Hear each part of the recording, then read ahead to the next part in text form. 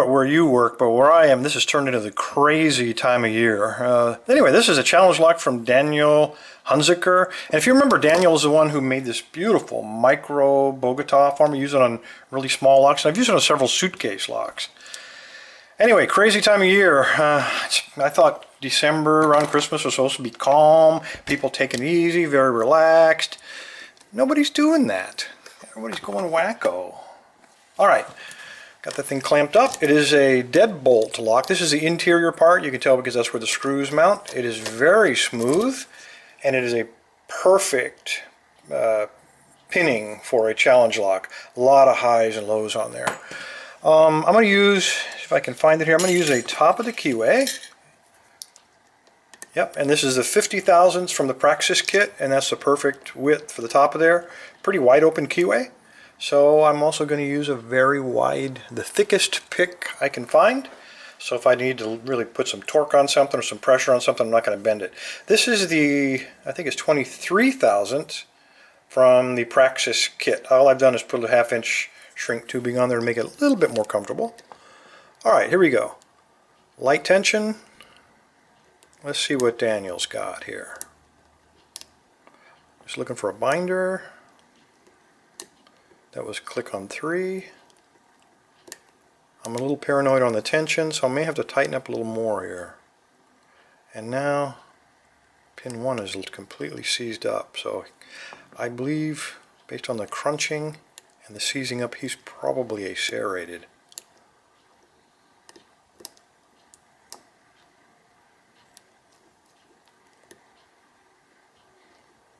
And now we got a bunch of them seized up back there.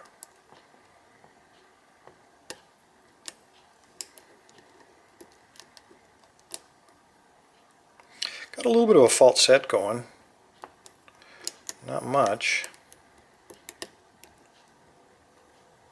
A whole lot of crunching, so I'm thinking they're probably all serrated or very close to it. And of course, it is a challenge lock, so probably some threaded chambers in there as well.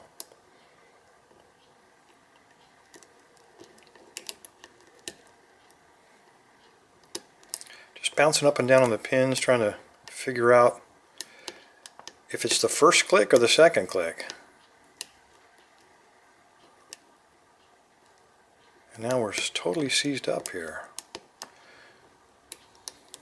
Okay, we got a very deep fault set. I got a little feedback there on 2. Very deep fault set.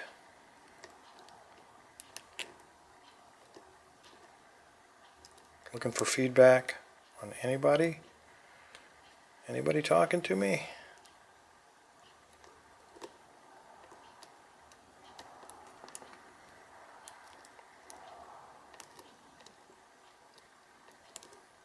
I'm on 3. I think that's feedback. Either that or I'm just twisting the core. I'm going to take a chance. Lighten up on the tension.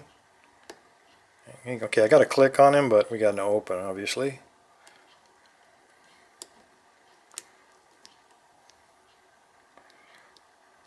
Okay, I'm on 5. I think that's feedback. We got a little bit of counter rotation there. So again, lighten up on the core. And there we go. Alright, my bet is probably all serrated and all threaded chambers. So fairly typical for a challenge lock. Let's go ahead and, I've placed my bet. Let's go ahead and lock them back up. I do have a key. Let's go ahead and open them up and take a look.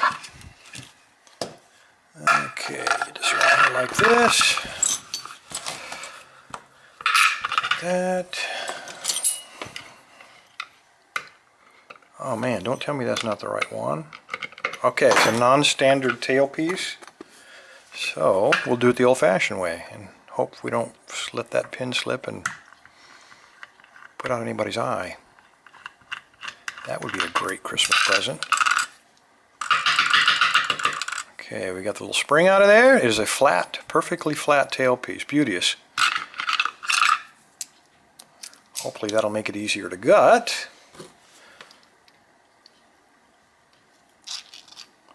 Okay, there's our 5 pins. Just offhand, let me zoom out. Oops, zoom all the way out so the focus works. I don't see anything weird right away. Nothing. Let's go ahead and dump them out and take a look. Standard, standard, standard, standard. All standards, every one of them. And, except, it looks like 2, 3, 4, and 5 are all undercut to grab a hold of something. Let me grab that pick there just to be sure that that's not just light. No, they are all very deeply undercut. Very nice job. Usually when I do that I screw up something on the top, but these are almost like they were done. They all are the same depth, the same width. Very well done. Almost like it was done with some kind of machining operation. Very good.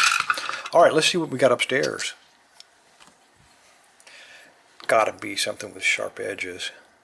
Oh, what do we got? And that would be a standard pin. Nothing. Grab that guy. Alright, the next one. Oh yes, very sharp edged spool. Perfect for grabbing that undercut. Come out of there. And it looks like a standard spring. Alright, number 3. Also a homemade, looks like a spool. Not too sharp on the edges on him though, but again sharp enough to catch that undercut. Number 4. Looks like another very sharp spool.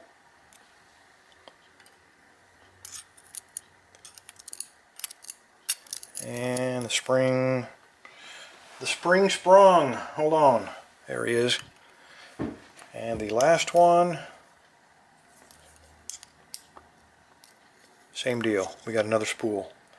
I would have expected a lot more counter rotation. I think this one really was designed more to get caught up in those undercut parts than to give counter rotation. So it was acting very much like a serrated, when in fact it looks like it was all spools, every one of them. Let me take a look in here, see if we got any threading. And we have nothing in the Bible. So amazing how much resistance just a 4 out of 5 undercuts. Again, I'm amazed at how precise that is. Really nice job. Anyway, Daniel, thank you for this lock. Appreciate it. I will repin it and get it out to somebody. Fellas, thanks for your time. Stay safe, stay legal. Merry Christmas.